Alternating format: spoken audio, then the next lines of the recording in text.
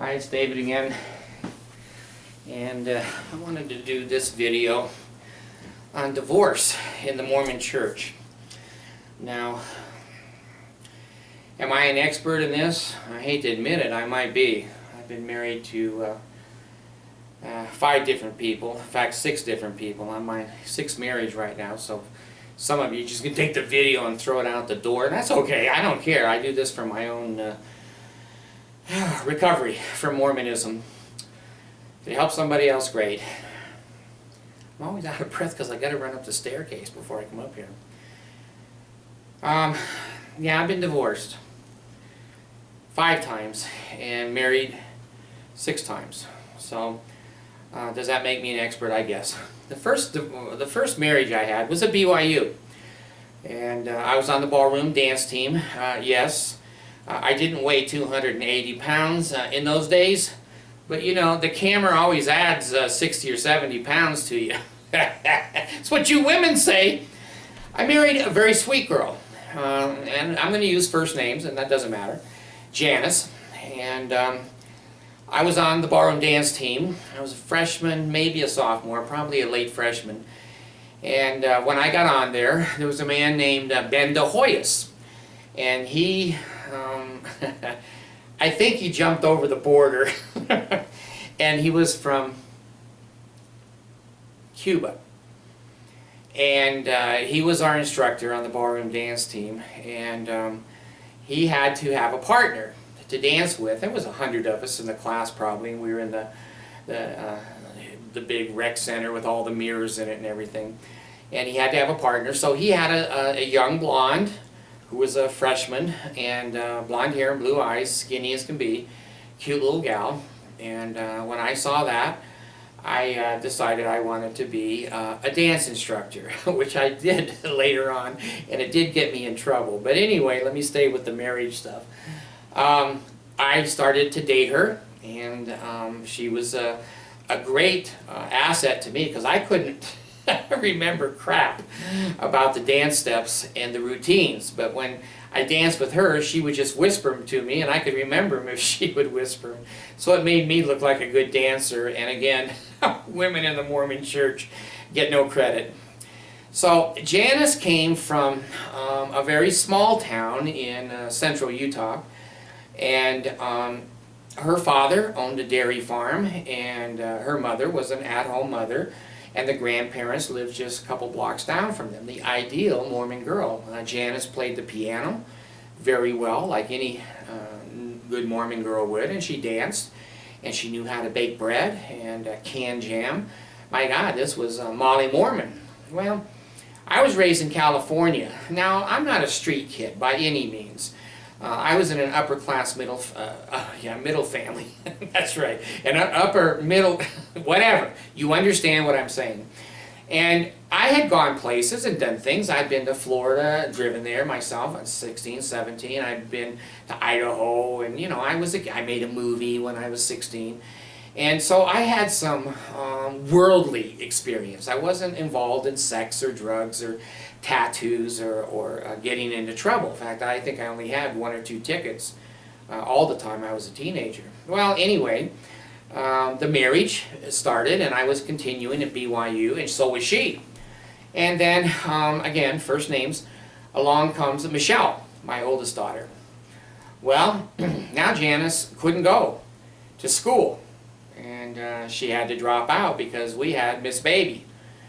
And so now we were kind of low on money, and Janice was kind enough to say, well, if you watch the baby, I'll go and work at the hamburger place. And she did, and I did. Well, I had to take Michelle to class with me at BYU, change her and feed her. And sometimes I would just put her in some girl's arms outside my class and say, you want to watch my baby for an hour? Oh, yeah. Okay, go. And strangers had no idea who they were. But we were young, and we were stupid, and we were married 4 years, and along comes Nicole at the end of the marriage.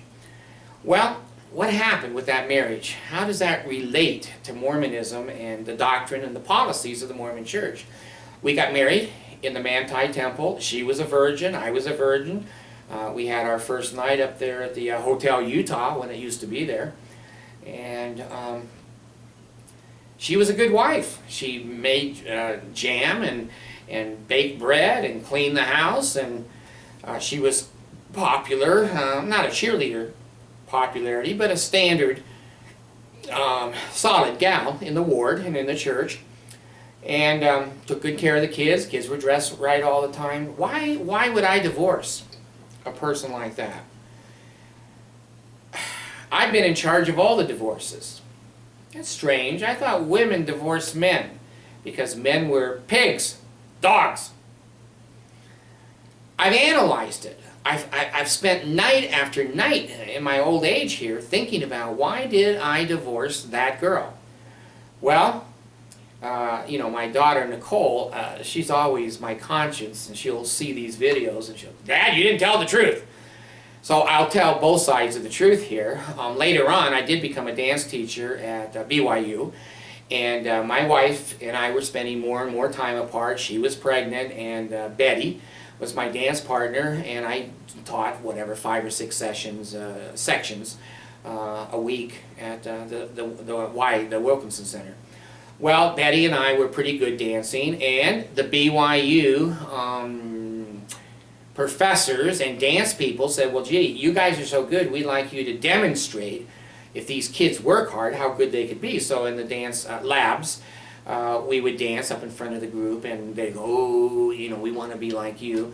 And eventually, Betty and I got invited to go to Salt Lake City and dance in competitions and a few things. Well, you spend that much time with an 18-year-old girl who's as cute as can be, and she's in your arms, you know, more than half the day.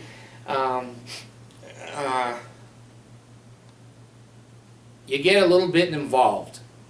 And I did. You know, I didn't have intercourse with the girl, but, you know, we had some sexual encounter.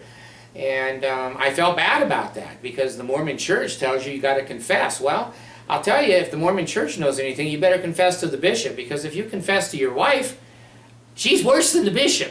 I was trying to be honest. Janice didn't see Janice didn't see much at all.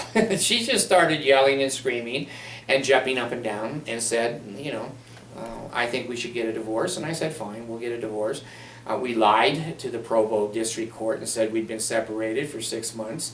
It had been 2 days, and they had granted an immediate divorce, and Janice ended up with 2 little kids and not very much support, and erratic and sporadic child support, and she had to go to work full-time at BYU. Now, what did I learn? Well, I learned that your backgrounds have got to be pretty similar. I remember I took Janice to New York City just to give her some experience in the real world, and we were, I forget, in the Empire State Building, I think it was, and we were riding the elevator up 40 floors or whatever it is, and all the people, of course, in New York were facing the front of the elevator. Well, here's my wife facing the back of the elevator. Now, is that a crime? No. Yeah, it's not a crime. Does it look stupid? Yeah. Does it look like she's from a farm? Yeah. I'm not a city boy, but I know enough to get on the elevator and look forward. Now, that's a principle. That is a true story, but it is the principle of that marriage. We weren't psychologically and emotionally matched. I kind of like to have, she was a cute girl, she was blonde and blue eyes, she was cute, but she wasn't a trophy wife. And I had been taught in the Mormon church that, you know, you need a trophy wife. And you need a perfect wife. She better speak 3 languages and play 9 instruments, and had been playing in the symphony orchestra for the last 7 years, and had been playing piano since she was 2. Janice wasn't quite that good. So I began to say to myself, you could do better.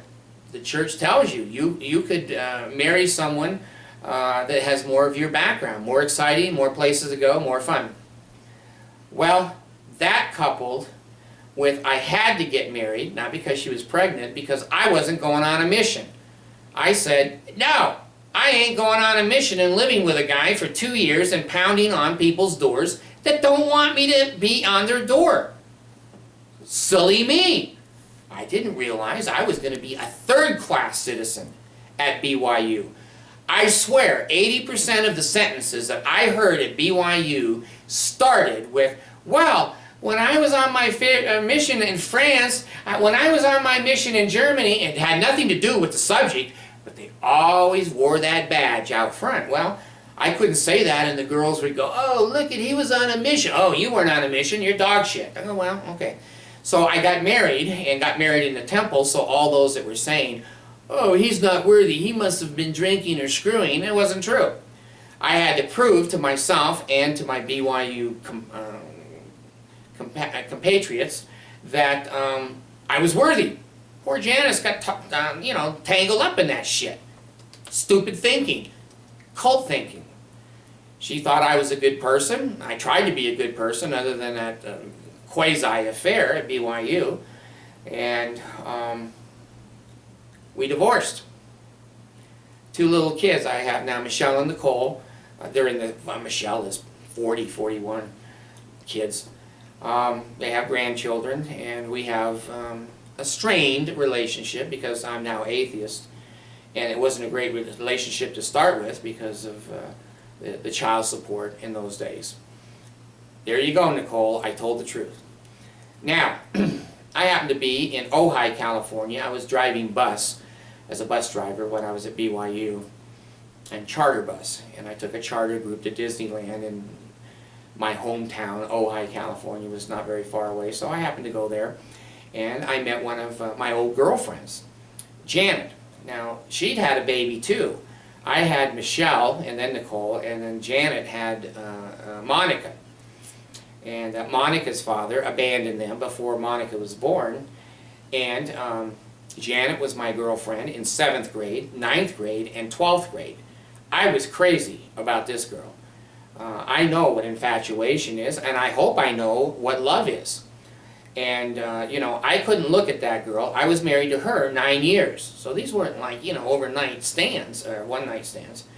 I was married to her 9 years, and we had 5 kids, including Monica. And I adopted Monica. And Janet, to me, was the most beautiful thing that walked the earth. I mean, I was hot for her every second of my life since 7th grade. But I didn't marry her, see, in 7th grade because my dad was a Mormon fanatic. He says, you can't marry her, she's not a member of the church. And I thought, well, I don't know what that matters, but I guess I should obey. So I obeyed my father and left her. And this trip I took to Ojai, I said to her, you know, I'm divorced and I'm somewhat getting out of the Mormon church. I don't think I want to be married again, and if you want to come back to BYU with me and live with me, that's okay. I don't mind living with you, but I'm not going to marry anybody again.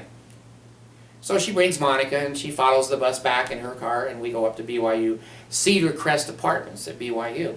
Nice. In those days, it was the best. Highest on the ridge. And we lived together.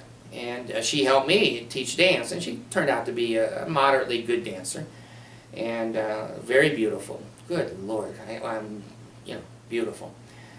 And she came to me one day after several months of marriage and said, you know, I'd really like to find out about the Mormon church.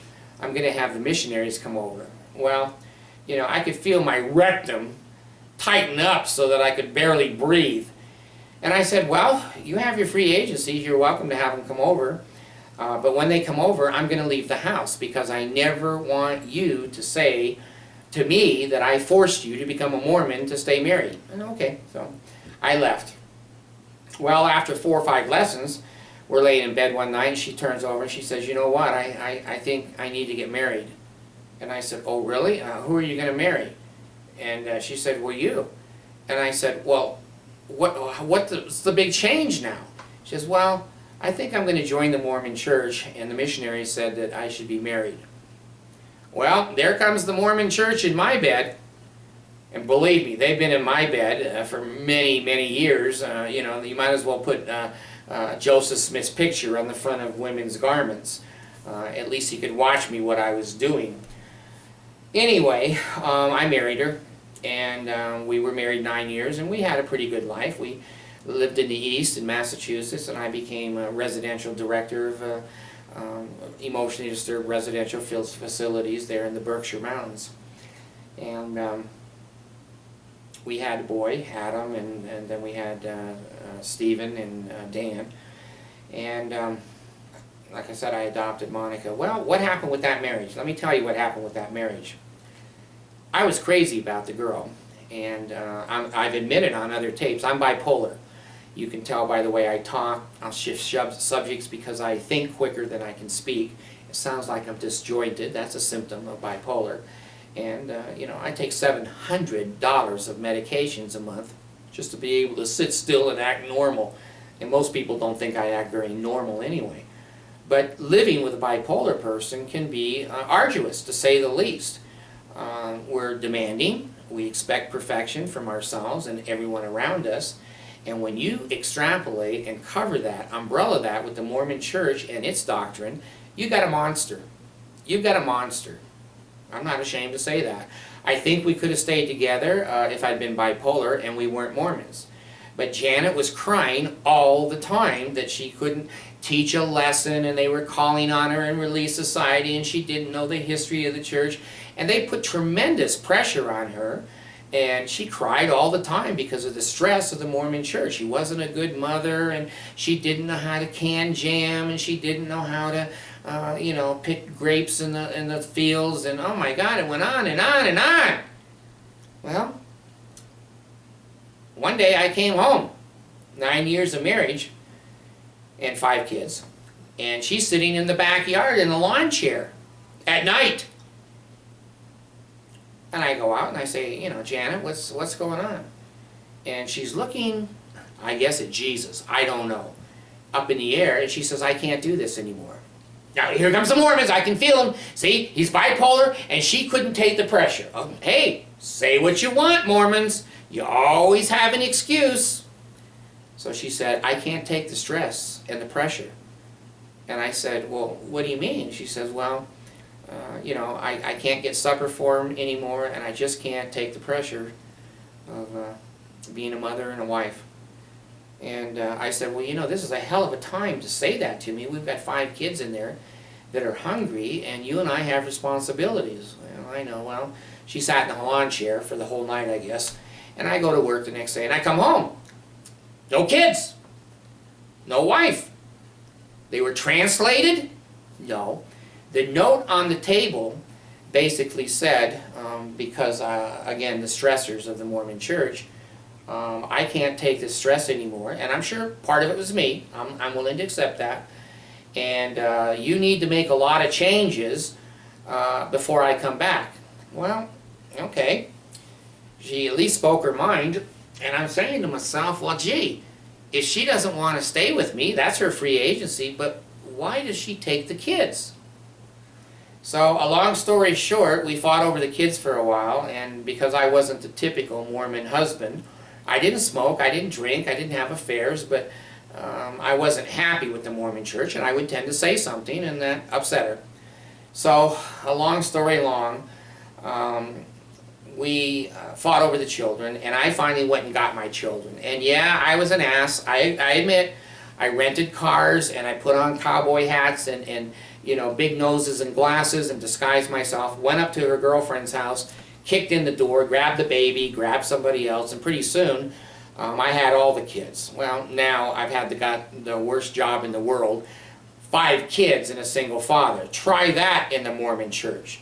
So I called the Relief Society president, and I said, gee, I need a little help here with daycare and whatever. You know what the Mormon Relief Society president said to me as a single father? She said, well, you should give those kids to your wife. You shouldn't even have them. I guess because I had a penis. I don't know. But that was the philosophy of the Relief Society president. I hung up, and I could see I was going to get shit from the Mormon Church. Now, if you're a woman, and you're single, and your husband runs out on you, like she ran out on me, you would follow the woman and give her kids. Well, anyway, we went to court, and the judge, not me, not God, not Jesus, the judge of the court, I can't think of which court it is, the not Supreme, Superior Court in Ventura, California, gave those kids to me. He said, you are the better parent. You're more responsible, you're providing for them, they look safe, they're healthy, you get her 5 children. Okay, and that one was hers, the adopted one, now was mine, not only through adoption because of the divorce, she was now mine because of the judge's order.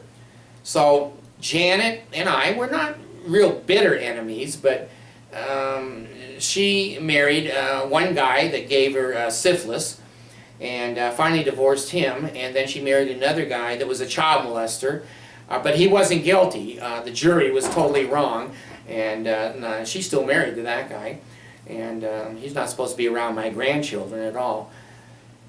But again, I married another girl, and I had 5 kids, and I met Jeannie at a Mormon dance for young singles. I was a little older, I was probably 30, and she was, I forget, 20, 21, she was probably 10 years younger than I was, and she was a cheerleader. She was cute, cute as hell. Beautiful, long brunette hair and green eyes, and she was the head cheerleader. She wasn't a regular, she always reminds me. I was the head cheerleader. I don't know if that means she was giving head, but later on I found out it did mean that. But anyway, we got married, and she took on my 5 kids, which I admire. You know, there's not a lot of girls that have never been married that will take somebody else's 5 kids. And she was good to those kids, as far as I was concerned. Now, a couple of those kids say that she wasn't, but from my vantage point, I think she was. So I wanted her and me to have control over and custody of those kids. I had custody, but she didn't. And Janet would still try to send the kids presents, and I felt that it was interfering with our life. So I sued Janet with the district attorney in Ventura County, and she was ordered $500 a month, 100 a kid, child support to me. Well, don't tell me men don't pay child support. I know that many men don't. But let me tell you, most women don't pay child support. Most women. I never got a dime. Not a dime. And I could have had her put in jail, like a lot of you women do. You put his ass in jail. Well, I didn't. I just got an extra job and threatened to have her put in jail. Well, she wanted to let me adopt the children with Jeannie. And so Jeannie and I were listed now on the birth certificates as the original parents. And, you know, Jeannie and I were together 18 years. This is not a one-night stand. And we had 3 children. And she worked, and I worked, and we raised most of those children. And one was autistic. And that's a hell of a drain on your income and a hell of a drain on your time. And it was my job mostly to fight with the school district to have him educated properly. We were active in the Mormon church. I took my kids to seminary every damn morning. And, you know, Jeannie was a cheerleader, fun. She was very popular and a trophy wife. And basically being able to be proud that she's my wife. And I treated her well. She treated me well. And after 18 years, I did have a daughter come home, Rebecca, beautiful little blonde-haired girl with black eyes, knocked on my door one day, and I opened it, and I said, gee, this is my lucky day. And I said, why are you here? She says, I'm your daughter. And oh, okay, come on in. That's another story. But anyway, Jeannie had some stressors there with a grown child living with us. And she was fanatical in the Mormon church. Oh my God, she's like my father.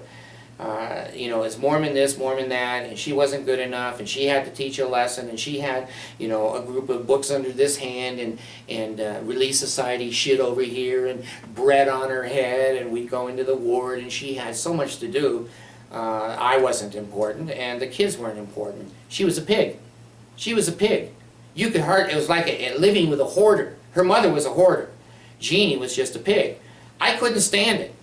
I couldn't stand it because the Mormon church said I was supposed to be with perfect women. And we had taco salad every night. That was what she could make, taco salad. The stove had lettuce down between it, and cheese, and fruit cakes, and the garbage disposal. I was under the sink 2 or 3 times a week trying to unclog the disposal. The drains were broken in the house from her, you know, trying to jam. I go up on the roof with the hose and pressurize my pipes so that, you know, the toilets would flush and whatever. I bought her a brand new Sears dryer. And we had a laundry heap in our house that looked like a Mount Rushmore. And it was always there. And I was always looking in the dirty clothes for kids' school clothes. So I buy her this new dryer because one of the kids had put a plastic shovel in the other one, and it melted, and the whole house smelled like a plastics factory, and it was toxic. So we had to throw that away, and I buy her a new one. Okay. So she decides to try to clean up a little bit, and she's done that a million times, and she's still a pig. But anyway, she takes a crap diaper from one of the kids' diaper pails, doesn't wash it, throws it into my brand new dryer. I come home from work and I go, man, it smells like shit in here. She goes, yeah. She says, I threw a diaper in the dryer, and the dryer cooked the shit. I look in the dryer, and there's shit everywhere in the dryer, baked on, you can't take it off, ruined my dryer. Well, we probably could have made it too, because I had tolerated that for 18 years. My mom was on me to have her clean the house up. My kids were embarrassed to have friends over. I had friends, and they would just look at me walking in the house, and I go, hey, you know, what can I do? And after 18 years, her and I said, you know, this ain't working. And we pulled out of that. And so there goes, you know, divorce number 2, I guess it was. Well, now I'm desperate. And I've got kids. And I have to take care of them. And I'm not going to belabor, you know, the details of these other marriages. I was married to Carolyn. She was mentally ill, and she ended up in a mental institution. Now, she was in an institution before she met me. Maybe after meeting me, it exacerbated the situation. I don't know. But finally, I had one baby with her, and she was locked down in a mental institution, and the psychiatrist advised me to divorce her. And that marriage was annulled. The judge said she had no capacity to marry, and that was annulled. Well, then I went and married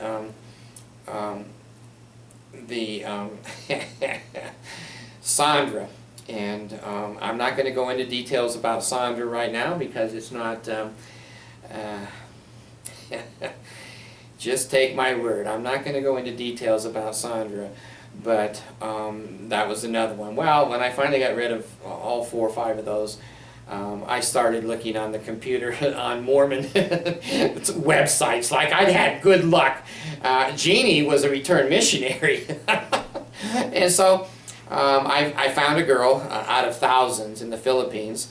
And I said to myself, you know, I'm not going to marry a girl from the Philippines. And I did. And I immigrated her and 2 children that I adopted here into the United States. And we've been married 5 years. And I'm hoping to go for the record. I've had one heart attack. This caused me to have quadruple bypass surgery. And I'm going to say 60% of that was the Mormon Church.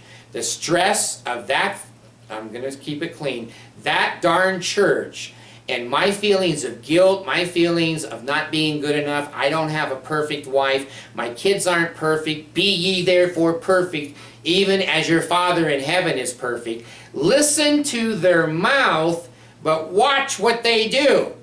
Don't believe them. They lie. So the other 40% of that was getting overweight and eating candy bars and Cokes and enjoying my life. And I've had that surgery now, and I could die any moment. Here on the camera, I could fall over. But I wanted to get out as much information as I could before I do die. It may help somebody. Your wife doesn't have to be perfect. Your husband does not have to be perfect. And believe me, there's a good chance they're not. And you and I have to learn to be kind. You and I have to accept the inadequacies, the stupidness of our mates. And I didn't do that. It cost me 4 families, children gone, wives gone, thousands and thousands of dollars gone, houses gone, cars gone, businesses gone. If you want to live that life, be my guest. I'm sorry that I did. I'm sorry that I listened to the Mormon Church and put such stress on myself, on my kids, and on my wives. I'm sorry I did that. I think I would still be married to my first wife, or my second, or my third. The fourth, probably not. And the fifth, maybe. I could have stayed married, but I internalized the cult doctrine. They had to be perfect. The kids had to be perfect, and if they weren't, it was her fault. I was perfect. I was the priesthood holder. I am the patriarchal order. You're dog shit. You're just a woman. You make my babies, and that's what you do, and you raise them, and you cook for me. A little bit exaggerated, not a lot. That's the way Mormon men think. That's the way Mormon men treat women. I had to get out of the Mormon Church before I finally recognize and see the beauty, inner and outer beauty of my wife. Yeah, she's younger. She's 23 years younger than I am. She takes good care of me, and I take good care of her. We respect each other. She's a member of the Mormon Church. Oh, she's a returned missionary. Oh, I'm an atheist. I left the church after I married her. That's when my recovery started, getting out of the cult. That's a big acceptance for a married Mormon RM missionary to accept an atheist husband and allow me to help raise the kids. That's a pretty kind person. That's a pretty good person to accept my inadequacies in her mind. When she, you know, makes the Pale Ale and starts the Mormon crap, I go, well, hey, you know, you want to wear garments and have Joseph Smith's face where, you know, I am, that's okay. I just close my eyes. So we give and we take. We don't have to be divorced. I've said it once in my other tapes, you know, Thomas Jefferson said it best, that differences in religion or politics is never enough excuse to break up a friendship, let alone a marriage. So please, use me as a bad example. Look at me and say, you know, he was an ass. He believed the Mormons. He internalized the Mormons. And he treated his wives like shit. And he thought he had a right to do that because it's patriarchal. And someday it will be polygamous again. And I'll take her ass and put it over there and take me another 20-year-old. That's the way Mormon men are taught to think. In our priesthood lessons, and in the history of the church, the documented history by B.H. Roberts, the compilation of the, it slips my mind, church doctrine, 3 or 4 volumes, they have taught us to degrade women and to put them into a third citizen status and to divorce their ass and threaten to divorce their ass if they don't come up to the Mormon standard.